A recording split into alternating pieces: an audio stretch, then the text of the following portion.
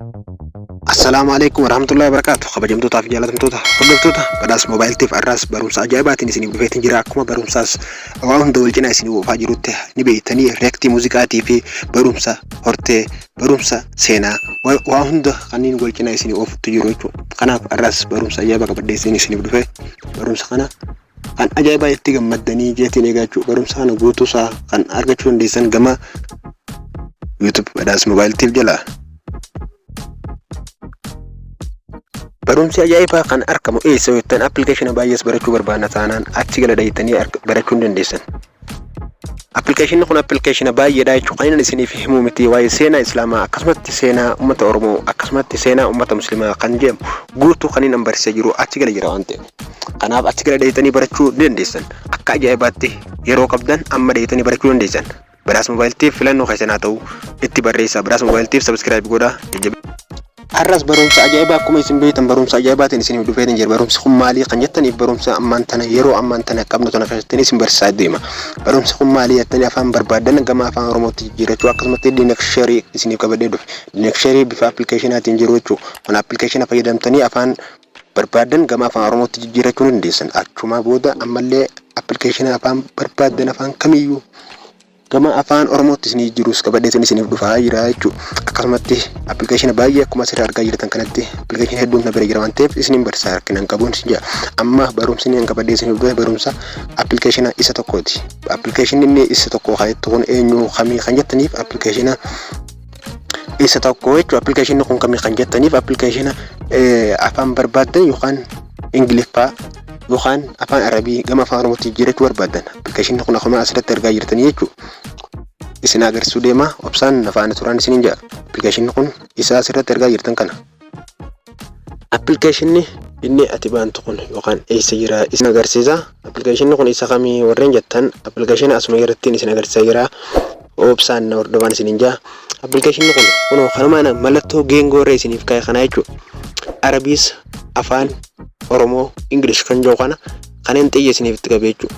Isa kana jechuudha. Isa kana geengoo akka nama galuutti jechuudha. Kanneen geengoo irra isinii kaa'e kana jechuudha. Kanneen geengoo irra isinii kaa'e kana akkuma isin argaa jirtan kanatti application kun isa kana. Application kun bu'aa baay'ee qaba namni hin beeku jechuudha. Kanaaf afaan Arabii gama afaan Oromootti siif jira. Afaan Oromoo gama afaan Ingiliffaatti siif jijjiira. Ingiliffaa gama afaan Oromootti siif jijjiira. Amma afaan Oromootti illee gama afaan Arabii gama afaan Ingiliffaatti karayyuutti si jijjiiraan siin jedhe. Application kun application baay'ee namatti tolu nama hawwatu application kana gabbuufattee baratte taanaan afaan hundallee haasa'uu dandeessa. Afaan kana kan barbaadde haasa'uu dandeessa jechuudha. Kana qofa osoo hin ta'in akkuma asirratti argaa jirtan inni lammataallee asirratti ni jira jechuudha. Isaan kana hunda liinkii telegiraama kiyya jalaa argachuu ni dandeessan. Kun akkuma isin argaa jirtan asumatti xiyya kaaniin isin agarsiisuun isin jira. Xiyya kaaniin unoo karaan xiyya isinitti qabe kana jechuudha. Iddoon xiyya isinitti qabe kana. Iddoon xiyya isinitti qabe kana akkam jedhame afaan Oromoo dinaqsharii yookaan dinaqshariin beektan kaawwan isin himu. Dinaqsharii kan barumsa baay'ee irraa baratan gaa biyyatti baa yookaan yeroo biyya keessa yeroon barumsa irra ture gaaf iddoo yeroo baay'ee na fayyadaa ture jechuudha inni kun. Kanaaf iddoon geengoo isinitti godhe kana jechuudha illee kunoo isa kana jechuudha. Application kun bu'aa baay'ee qaba. Kunilleen afaan Oromoo gama afaan Ingiliffaatti jira. Afaan Ingiliffaa immoo gama afaan Oromootti jira jechuudha. Hiika baay'eedhaan kaasirratti isin agarsiisu yookaan isin barsiisu poolisa keessan badhaasa mobaayiltiif yeroo hunda waa'ee applicationaa, waa'ee hortee, waa'ee reektii muuziqaa akkasumatti waa'ee diraamaa kana kan isin barsiisu ta'a. Kanaaf mee isa kana keessa buunee haa isin agarsiisuun isin jedha. Irra cuqqaasiin isin agarsiisa. Obsaan eegaddaa akkuma isin argaa jirtan afaan Amaaraallee gama afaan Oromootti jira. Afaan Ingiliffaa gama afaan Amaaraatti isin jira jechuudha. Kan barachuu barbaadan fedha qabdan waan feetan guutanitti barreessanii jechuudha. Mee fakkeenyaaf daawun yookaan ji'aa barreessu. Ni beektan jeetii jedha. Mee fagoo yaanu asumarra akka isin argaa jirtan kana dahi oguu dahi naa dhufe isin argaa jirtanii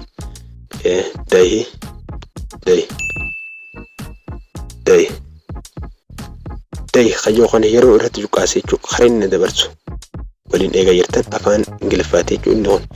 Inni kun afaan Ingiliffaati.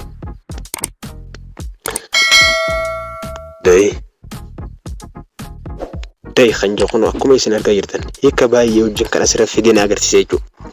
Kuno hiika baay'ee wajjin yookaan adda yookaan guyyaa akti jechuudha yookaan jechoota kompiitaraati jechuudha inni asirra jiran hiikaan day asirra jechuu kun laan day bakka diddiimatee jiru argaa jirtan. Kanaaf hara barbaadanitti afaan kan isinii fi jechuun kun kanaaf gabbuufadhaan isin jagama Telegram khiyyaa deema linkii Telegram khiyyaa YouTube channel khiyyaa arkachuu dandeessa. Kanaaf application kun hedduu na fayyadee isinillee fayyadayeeti yaada application kana gabbuufadhaan isin jaa mee waan biraa goonee barreessines akka inni guru laalla.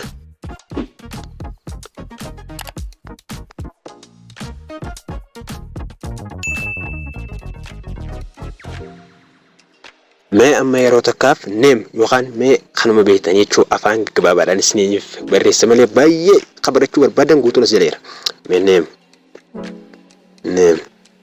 kunuma asirratti argaa jirtan neem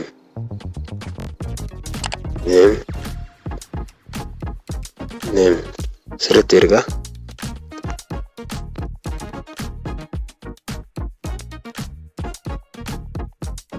neem akkuma isin argaa jirtan isiniif fidee jira kunoo. Congratulations baga gammadan kana qofa gammadaa'ime cibra yookaan maqaa ammallee jechoota kompiitaraati jechuu inni kun illeen maqaa koo jechuudha ammallee yookaan